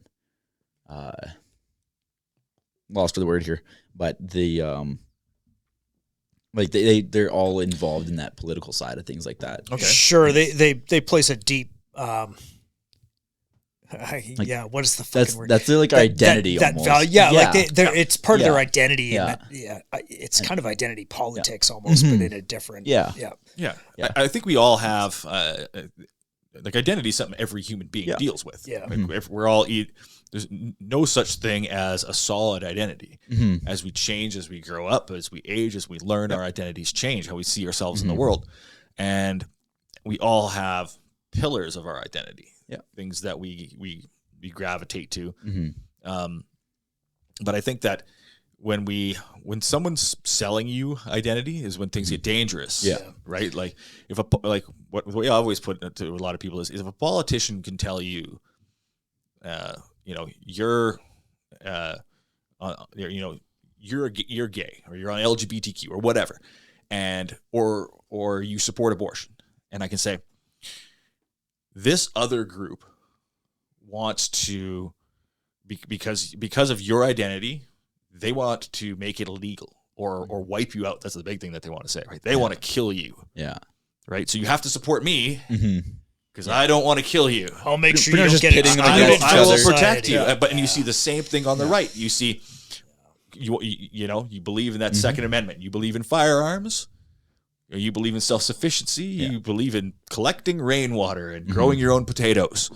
And they'll say, well, this other group over here, they want to kill you. And I'll make sure that it doesn't happen, right? So they just pit these political ideologies against each other. It's like, you're a Jew or you're a Christian or whatever, or you're a Muslim. And I will protect you if you just vote for me. I think a lot of that, it only matters if you're tied into social media. And I think the bigger the center is, the more it affects you. I think I think the politics of Calgary are very different from the politics of Grand Prairie, and I'm pretty sure the politics of Fairview are largely different than the politics of both. So I think that the closer you get to the I don't know what you want to call it, the nucleus of the infection. You mean universities? I think the worse it gets. I think you're right. I think there's like I said, for all people, we're all searching for identity. We're all searching for belonging. We're all trying to find communities that jive with our, who we are as people or who we want to be as people. But it's when those communities start to get pitted against each other for someone else's gain because they want political power or they want to sell both sides weapons. That's what he's saying. And I think that's what it comes down to is a scared people is easy to control. Right. So you 100%. Scare them with each other and then everyone hates each other and they're all scared that they're going to be under attack and lose whatever. Because of the other side. So and no one knows what the true north is at that point. Right. And then a people who's confused and scared are going to listen to the first person who's like, oh, I can help you. I can save you. And these are old ideas. I mean, this guy's Sun Tzu wrote classic divide and conquer scenario. It's like 100%. This is 100%. But I think with that's why I find it interesting when I see younger people choosing to live a life where they're like, I'm going to choose self-sufficiency. I'm going to choose to create my own path. I'm going to choose to live outside the urban center. I'm going to choose to grow my own food, raise my own cattle, have my own chickens, all that kind of thing. And that's less and less abnormal now. Sure. And right? but even like that, there's a big difference between the kid who's like, I want to be a lawyer. And the kid is like, I want to fucking swing hammers. Like they're two completely different people. Well, I think so, but I think what we're seeing more and more of is that kid goes to law school and he becomes a lawyer and goes and works in a law office and realizes it fucking sucks. And then he has 2-3 kids. And now he's stuck in maybe really nice suburbia. Yeah. But now he's realizing that, a lot of people since COVID, they've realized like, wait a second, I'm not safe. Like the government doesn't make me safe. The police don't make me safe. The food could stop coming to the supermarket tomorrow. Yeah. All the and so they start looking at it like, hey, look, I got a house that's worth $800,000. I've got money in the bank. I already commute 2 hours to work to the city. And half my job I can do from home now anyway. Yeah. So why do I live here? Why don't I move further out? Yeah. Because a lot of those people were raised in small places, right? Or they weren't, and they don't know that. But they're like, okay, I'm getting out of here. Where I'm seeing this isn't, and you're starting to see like anything within like acreages within driving distance, like what you call, say, a 45-minute commute of even this small city are hard to come by, and they're really expensive. Yeah, People don't want to live in the urban center. They want a little bit more space, and they want a little bit more self-sufficiency. But they don't really want to be completely disconnected. Yeah, they don't. They don't want to live, up where Dustin Goodhart lives, up in the middle of nowhere, and freaking. Bro, I better have 5G. My phone better work. Yeah, well, six-toe country, my buddies used to call it. Yeah. But like that's pretty far afield. But that's still what a lot of people are looking for is to get disconnected from that. Yeah, or at least have the option of getting disconnected from that. Yeah. And so I think it's pretty awesome to see somebody like yourself, like obviously, involved in social media, putting stuff out there, pursuing those goals and stuff like that. And spreading that around. So what made you think it was important to make like an Instagram channel and share that Sunday Gunday thing? I don't know. I don't even know what started it. I kind of just was starting to post. I only got Instagram when I was like 19. So. Okay. Yeah. Let's clarify. How old are you now? I'm 26. Yeah. Okay. Yeah. Okay. Yeah. Okay. No, that's what I thought. Yeah. No. But pretty much like I got it. It was like, well, what the heck is this? Like, I'll try it, I guess. And whatever, I posted, and I had 2 friends on Instagram. My family. Yeah. And they both liked it. Dopamine. No, I think only one liked it. Oh. That's 50%, right? That's true. 50% of my followers, that's pretty good. Yeah, that's all right. But yeah, I mean, it's kind of just started as like, I'll just post whatever I'm doing, whatever I want to post, and whatever. People can make of it what they will. Yeah. And then I started doing Sunday Gunday, and then I was like, I don't know, whatever. Posted a couple more times, and people started asking me about it. I'm like, wait, people are actually watching my stuff and being like interested in what I'm doing.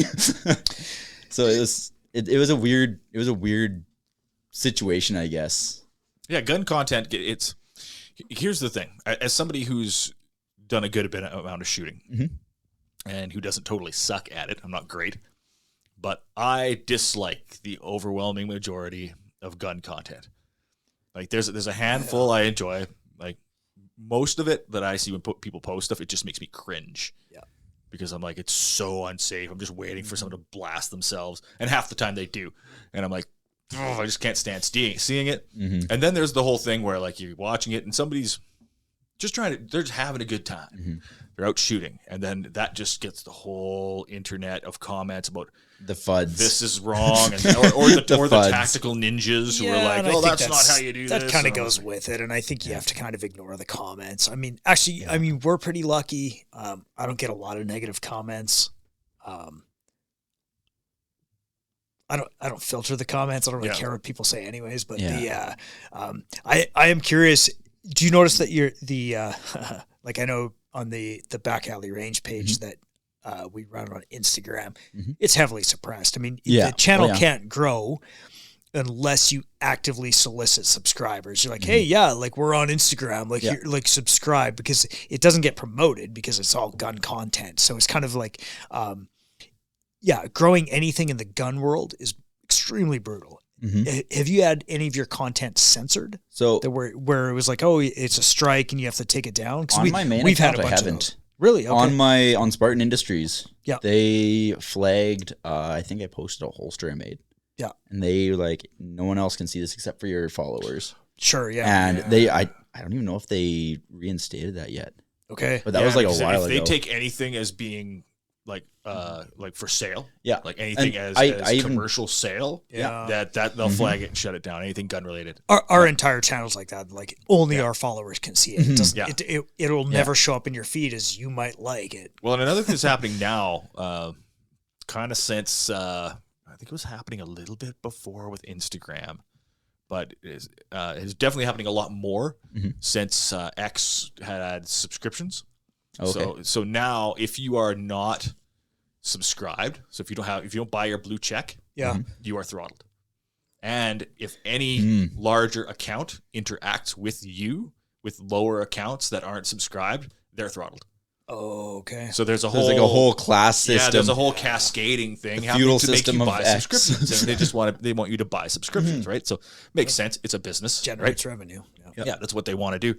But it goes pretty deep into that stuff. I don't think either of us would ever get rich off it, but we should do a collaboration Sunday Gunday. We'll come up, Mike and I'll come up. We'll do like a back alley range /Barton's thing and do some shooting. I'd be more than okay with that. Just throw it out here now on the interwebs. Yeah, that'd be awesome. And I'm just gonna say it. You can show him how to wear his plate carrier properly. Yeah. Okay. Like it is. There's three things I notice in videos. Look, man. Oh no, there's three things I notice in videos. One of them is your trigger finger. Yeah. The other one is running your safety. The other one is wearing your plate carrier. Yeah, as long as it comes up to the clavicle bone, you're cool. Yeah. Yeah. I always say about all that. I don't like to throw it out on the interwebs. That's in my class. I'll be a hard ass. And be like, hey. Yeah, no, it's one of those things that you don't notice till somebody shows you, and it's one of those things that I think that it's because body armor. It's not comfortable. It's comforting. Yeah, well, and the benefits of training. Yeah, the benefits of training. So, two body armor related things that popped up today, just in total left field things. So, I saw a video today of these guys are doing a wellness check. I can't remember what police force down in the United States doing a wellness check on a guy. So the guy shows up. I guess his girlfriend called the cops because he showed up drunk for work and got fired. Okay. So he goes home and his girlfriend phones the police to do a wellness check. So 3-4 cops standing by the door and they're just doing a wellness check, right? So the one guy has a taser, kind of, low ready sort of deal.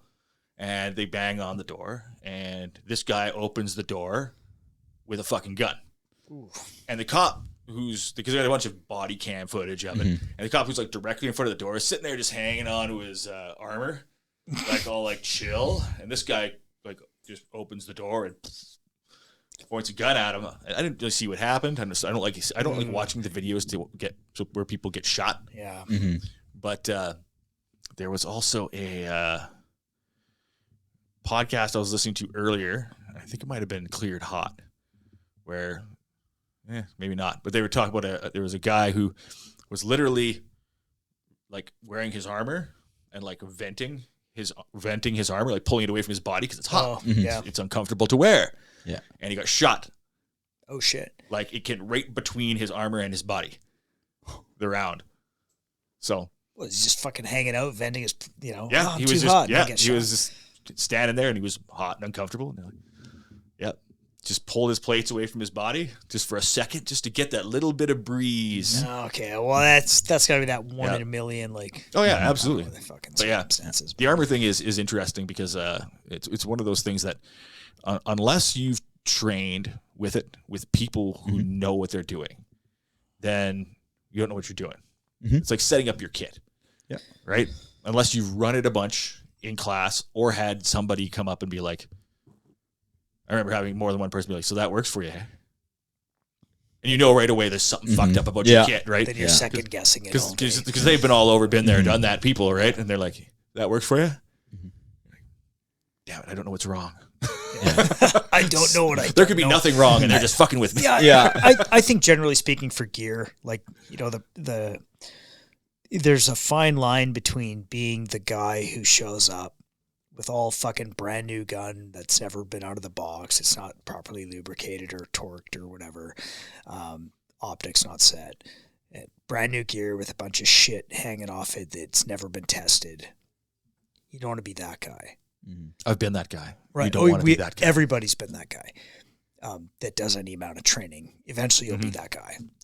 But you also, you also want to be the guy, like, is there a better time to get that shit squared away? Not really. Like, fuck, you're going to shoot for 8 hours That's why you're today. there. Yeah. Like, in some classes, like, hey, guess what? We're shooting 1,000 rounds. You're going to have all fucking day to figure it out. And you might be moving shit around on your lunch break or whatever. Yeah. But that's why you're there.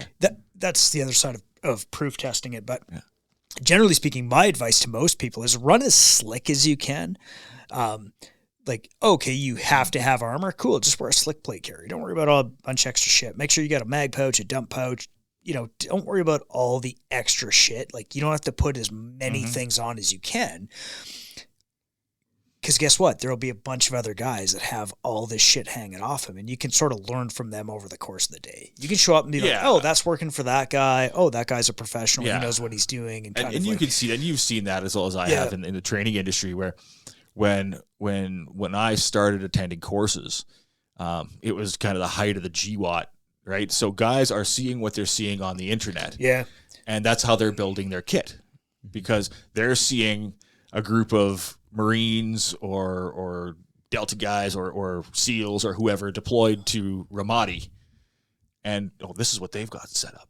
And that's what was for sale. Yeah. If you were to go to the tactical tailors of the world at the time to see the kit that was for sale, that's what was for sale. Yeah. That's what they were selling. They're selling these 300 round loadouts, like full rifle company loadouts. And that's what was for sale. So that's what people would buy. That's what people would build.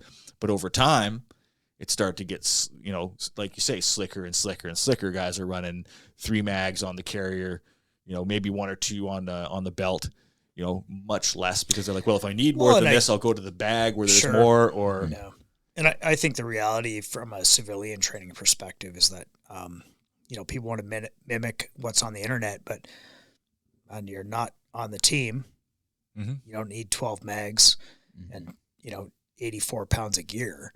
Yep. So you can probably run slick. Like, what are you training for? Like, ask yourself that question first, 100%. And then weight all your decisions, probable versus possible. Like, is it probable or possible that I need this piece of gear? Yeah.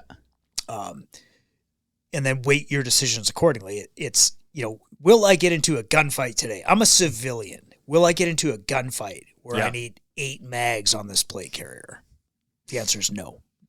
If I weight it probable versus possible. But if I look at it as a training rig where I'm going to be on the range and I go, well, let's say, generally speaking, anytime you're going to learn a new skill, you can expect that you're going to get a few reps in. It's going to be, maybe 5 to 10 reps, a few rounds here and there. It'd be nice to have 5 mags. Okay, so I can carry 4 and there's 1 in the gun. Cool. And then you think, okay, probable versus possible. Some things you have to look at the possible end things, because it's not probable. Will there be an injury today? Generally speaking, no, not in the shooting sports. It's very safe. Unless I'm there. Right. Yeah. Yes. And for me, man, I'll find some way to injure myself. My hands are always cut to pieces by the end of any training class. But it's like, but there's certain things like the med kit. You're fucking right. There's a place for that on your plate carrier. You should be carrying that. And that's the one piece of kit that it's probable that you won't need it. Yep. Yeah. But it's just possible enough. You better fucking have it. So I always tell people, just run slick, man. Run, your 3 or 4 mags, a med kit. What do you need? A multi-tool and maybe a flashlight or whatever. Yeah. And all the rest of it, whatever. You can add that on. Although the one thing that did pay dividends in the training scenario for me was actually the Camelback. Yes. Because you're out on the range all day in the heat. Yeah. And when I'm wearing, whatever I'm wearing, having access to a couple liters of water and not having to fuck around with bottles and go back to the line and all that stuff, that actually paid dividends. Yeah. I did actually enjoy that. But then talking to guys who've been there and done that, they're like, nah, I don't carry that shit. Well, if you lay on it and it blows up, but it's like, exactly. and then for me, like the ultimate lazy man, it's like in my big ammo can might be 2 bottles of water. So while I'm stuffing mags, I'm drinking water. Like it's all kind contaminated with Chinese lead. Yeah, whatever. I don't care. We're all pretty contaminated with lead at this point. It was the whole retape, reload, rehydrate thing. It's like, okay, well, like while you're loading mags, you better be drinking water. So kind of. Anyway. Just giving you a hard time with the play carry thing. Oh yeah, a lot of people do. But I mean, it's one of those things. Like I say, like a lot of people say, train how you fight, but train how you want to train. Yeah. Like wear the vests, like wear the equipment you want to wear. A lot of people say, well, it's LARPing, and I'm like, well, that's a good thing. Yeah. Right. Because just that same podcast today with Uncleared Hot, there, he's talking to a trainer. And he's talking to this guy who does training, and he's like, you don't get it, though, because when you're talking about, like, civilians doing their thing, when you talk about where it comes from, 1776, the Minutemen weren't soldiers. Yeah, okay. They were regular people. Actually, so from a training perspective, I'll just put one thing out there for everybody. Body armor is PPE. We don't 100%. Fucking laugh at the guy who's an oil field worker who puts on his hard hat, his safety vest, and his steel-toed boots. If you're on the range, you should probably have a plate carrier. It's actually a funny story. Generally speaking, like there's nothing wrong with armor in Alberta. No, you should be wearing it, and if you're not, it's not that you're wrong. But if you want to play at the higher end and get into the dynamic end of things, where you're moving, you're shooting steel targets, where there's spall that comes back. Talk to Mike. I've got a ricochet. I've got a scar right here. Man. Yeah, so did he. Mike had to have a chunk removed. I have a chunk of copper in my nose still. Yeah, for sure. So, it's not stupid to wear armor. No, it's so. Yeah, you know what would be really stupid though, to have an incident. Sure. On the range and being like, wow, if I was wearing personal protective equipment. Yeah, I might not be dealing with the situation I'm dealing with, because I've carried all the equipment, the IFAC and all that the whole time. Yeah. Thank God never had to use it. Yeah. Even though I've seen some really dumb shit happen that really could have resulted in some bad shit happening, but thankfully it didn't. But man, have I ever given it a lot of Band-Aids. Yeah, I would say so. From an instructor perspective, the most common injuries we see are hand injuries, like lots of cuts, man, because you're stuffing shotgun shells or you're running your gun hard. Yep. Fixing malfunctions, whatever it is. 100%. Hands get cut. Yeah. Mostly, lacerations. Actually, the only thing other than Band-Aids that came out of my med kit has been gauze, and that was for my dog. Yeah. He was running on the range, and he ran over something. He like sliced in between his pads. It's like wide open. Yeah. He's just gushing blood everywhere. Yeah. Pull it open. Gauze. Yeah, that's what it's for. Back the wound. Yeah. Completely not related to guns or anything, but well, I think guns and medical. I think the thing is, like, it goes hand in hand. And I've always said, like, we talk about those GSW courses or your tactical type medical courses, your TAC med, all that kind of stuff. I think they should be kind of part and parcel to like hunting courses and hunter's education. Yeah, I think anyone that really fucks with guns, you should always try and get into like either like combat medicine or TCCC, like some level of where it's not standard first aid. Like standard first aid's important, because you'll likely, probable versus possible. It's way more probable you'll use something you learned in standard first aid than in some kind of like tactical combat casualty care. Yeah. Right. But anybody who's serious in the gun world, you should seek out some medical training at that level. Does it have to be professional where you got the certificate, or did you learn it off a guy who was a medic for a bunch of years? Like, either way, go ahead and pack yourself with the knowledge. So, do you need a certificate for it? Whatever, if that's going to be something you pursue professionally, but you should understand how to pack a wound, put pressure on, and how to apply a tourniquet. If you're going to be out in the bush with a gun, and like a lot of hunters do get injured with their own firearm. Yeah, for sure. A lot of them get injured by other people's firearms, especially up in northern Alberta, where you're seeing. And by a lot, statistically, what he means is like less than 0.0 something %. Yeah, but I mean, it does happen. Sure, there's that. Right, there's that element of. Yeah, so like you don't get a lot of flat tires, but you carry a spare tire around. Yeah, right. Your house doesn't burn it down every other day, but the people have fire extinguishers, right? Unless you're in Fairview. Well, then they go up. Well, they might have a problem up there. I don't know. but yeah, it just makes sense that in doing those activities that you'd arm yourself with that kind of knowledge. I mean, you're out there at hunting season, and there's other people out there in hunting season who might not be as careful or well trained or. Oh man, I think probably every hunter has a horror story of like somebody else pointing a gun at them, and you're like, what the fuck? Like I remember being on a pipeline, and I'm walking along, and I'm pretty aware and of what's going on, and I turn and I see a truck on the pipeline, and it slows down. The window comes down, and I lift up my binos, and there's a guy with his rifle, and he starts to put it out of the window to see what I am standing by the line. And I'm like, boom, I hit the deck, man. Yeah. And I'm like, man, I'm not standing up. Yeah. And it was like, I remember being, if I'd stood there for another 5 seconds while he scoped me. Is that he gonna press poplar off tree around? behind your head and antler? Right. Like, yeah, man. That's like literally the first thing they teach you when you take your gun safety course. Yeah. Like not to do that. I don't know. People are stupid, man. Some people are just, I would say they're the minority. I don't want to be like, hunters are. No, but I've seen enough of bulk of them, 98% probably of people are very, safety conscientious. I just, I don't want to give any hunters a bad name or anything like that, but we've all seen situations where, things can go bad. Yeah. So having that little bit of training, having that little bit of preparedness, like I said, you don't want to be the person in that situation going, oh my God, if only I had done this one thing, worn this piece of protective equipment on the range, or taken that little piece of training so I knew what to have on me and I knew how to, at least help somebody to maybe get them to help. Then that just makes more sense to me. Well, I think part of it too is like risk mitigation. When you look at, if you're shooting with a bunch of unknown people, armor's pretty important. In a controlled setting, like the classes that we run, I mean, it's run pretty tight. There's that I would say in a professional setting, there's less room for mistakes and things like that to happen because it is a controlled set of circumstances. Sure.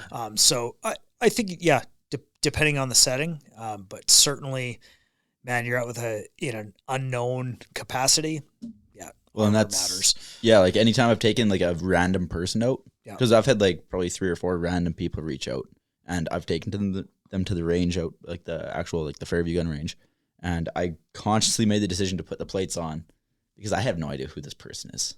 Yeah. I have no idea how they are, what they are. I just precaution, I guess. Yep. But not that it's going to save me, but necessarily, but. Yeah, no. From a combative's perspective, like it's anytime you're reducing the percentage of something that can hurt you, but that's another whole thing. Yeah, well, and that's the thing too. Like, if you view those kind of things as PPE, much like we don't have the access to suppressors here, which are essentially PPE, right? That's what they're for. Yeah. I mean, there's places like New Zealand and stuff where you can't hunt without them, right? Like, that's what it's for, but. Somehow we have a problem with one set of PPE, but not another. Because made them scary. Sure.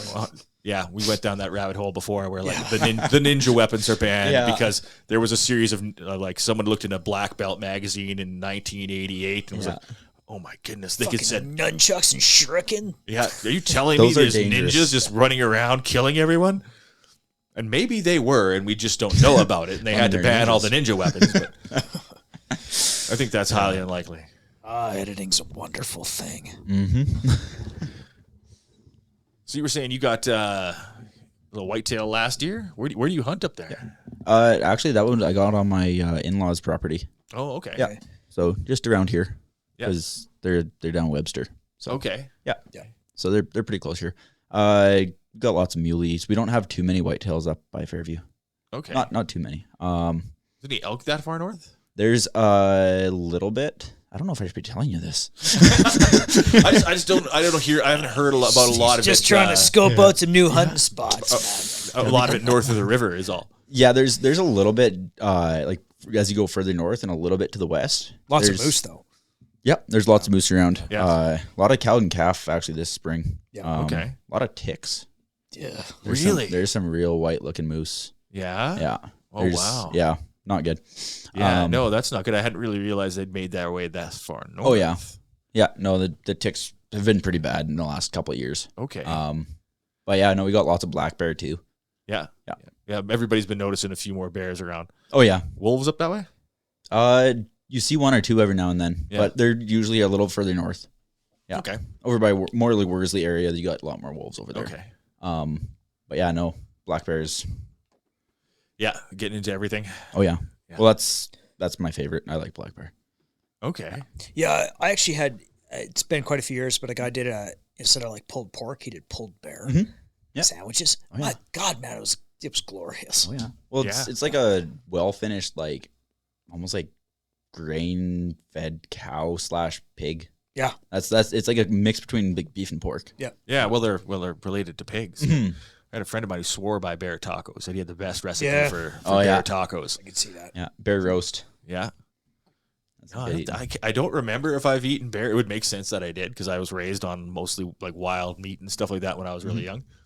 But I don't actually remember if I've eaten bear. But I'm sure it's coming. I'm gonna try all of God's animals.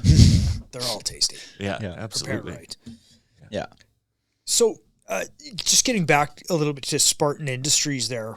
Do you take custom orders then? Like people can reach out to you for a project? And pretty much all I do. I don't have any stock of anything laying around. I usually just do whatever made to order kind of thing. Somebody asks you for something. Okay. Just random thing. Actually, right now in the back of my truck, I've got a spare tire holder for a 1934 Ford.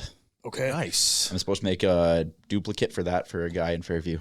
So it's like just random bent metal and flattened out spots. Okay. So he's getting you like fab up a reproduction piece. Yeah. Yeah. So you weld, forge, woodworking, woodwork, leatherwork. Well, but now I'm being asked to do taxidermy stuff too. Taxidermy. Supposed to be doing. What the fuck is that? Have you done any taxidermy? I've like just Euro mount type stuff.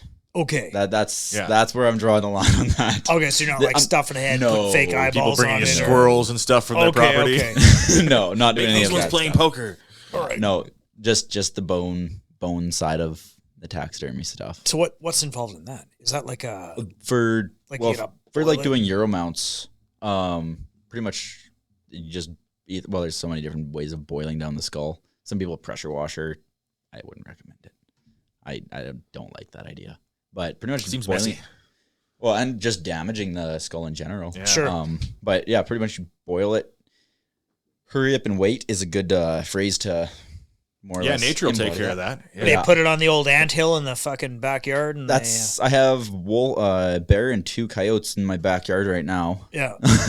Okay. Don't tell anyone. Bro, it's just fucking. Yeah. Do you want to set that out?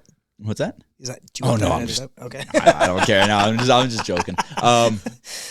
But no, I've tried just leaving it in the ground, and I find that the actual the teeth like to fall out, and it just deteriorates to a different extent. Whereas when you boil it, it's a lot more labor intensive, obviously. And you got to clean the brain out, and that's a pain in the ass. Yeah, and I've heard some stories about some buddies of mine that their wife comes home from a weekend in Edmonton early, and they're boiling a bear skull in the kitchen. Stinking up. He's like, "Yeah, you're home early. Yeah, what are you doing? Is that my best pot?" Yeah, it's not something you really want to do inside.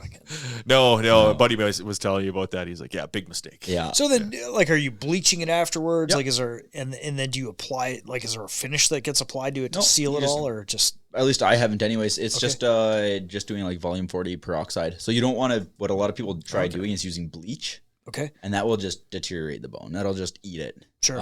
But using volume 40 peroxide, it's used in hair dyeing stuff. But pretty much, you just baste it every 30 minutes for 3 hours and then wrap it with saran wrap and leave it overnight.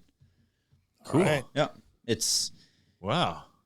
I got this trophy antelope hunt coming up, so I got some ideas. Save yourself some money. Yeah. Those Euro mounts aren't cheap. It takes, just boiling, this last buck.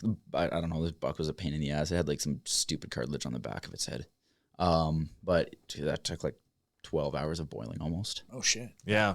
You gotta babysit it, too, because, the nose, the little spiral spots going up in the nose there, those things are pretty brittle.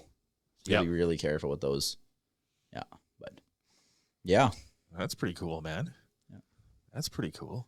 Is there anything you haven't done yet that you want to do?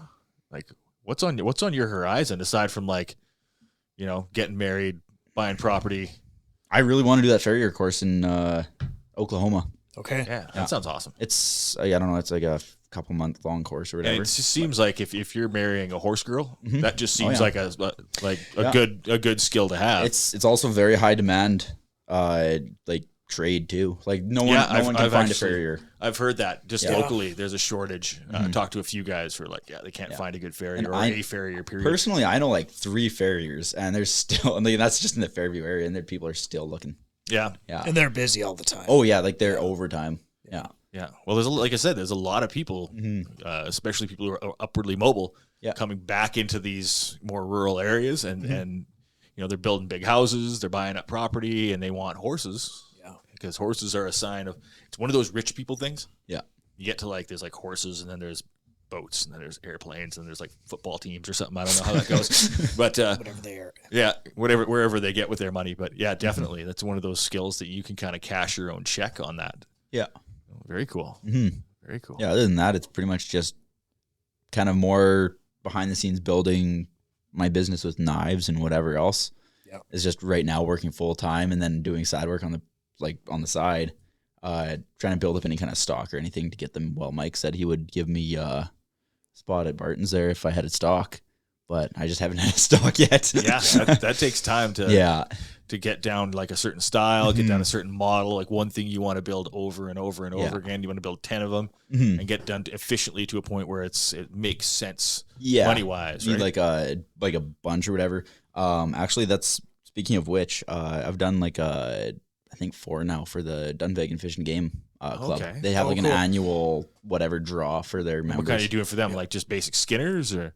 Yeah, like either a general bushcraft style or like a skinning hunting. Okay. Yeah, nice. Something like that. But yeah, no, I've done a little bit of work for them. And they want more, so nice. Yeah, I've seen your stuff on the internet. Seeing this piece here, like I said, we'll throw up a couple pictures so people can take a look at it. Maybe we'll custom order a couple of gnarly shanks for the war belt. I'm all for that stuff. I'm a blade hound. Yeah, I've got more than I'll ever use in a lifetime. Yeah. Still want more. So if you off the top of your head know how many knives you have, you don't have enough knives. I agree, 100%. It's a question sage advice. Sage advice. Same thing when somebody asks you how many guns you have, to start counting. Yeah, I get made fun of for that. Not here. The answer is not enough. Yeah, exactly. Yeah. Too many and not enough. There's no such thing as too many, though. Cool. So, where can people find you? On Instagram, I am at This Tactical Redneck. On Facebook, Josh Pøpøvitch, with the slashes through the O's. Yep. Because otherwise you can't find me. Okay. And then I guess, my backup account or my business account on Instagram is Spartan Industries. Cool, man. Well, thanks a lot for coming. Yeah, for sure. It's been a great conversation. Yeah. You are a very interesting individual, man. I hope you keep doing what you're doing, man. I appreciate that you find me interesting. Awesome. Cheers. Cheers. All right. Thanks, everybody. Hold on. Wait. Fuck, man. We have to get through this checklist that we never get through. Okay, so you can find the Gray Range Podcast on YouTube, Spotify, and Apple Podcast. You can follow us on Instagram and X, and you can buy the book. Can we see the book? Give me the book. That's the one. Yeah, you can buy the book on Amazon and our website, which is the website live? Not yet. He'll just edit this part out. Nah, it's fine. It's fine. Fuck. Yeah, you can get the book on Amazon. We're in a transition period on the website right now, so there isn't a web store. But we're going to get back on that. We'll let you guys know when that happens. Thanks a lot. Stay tuned for merch.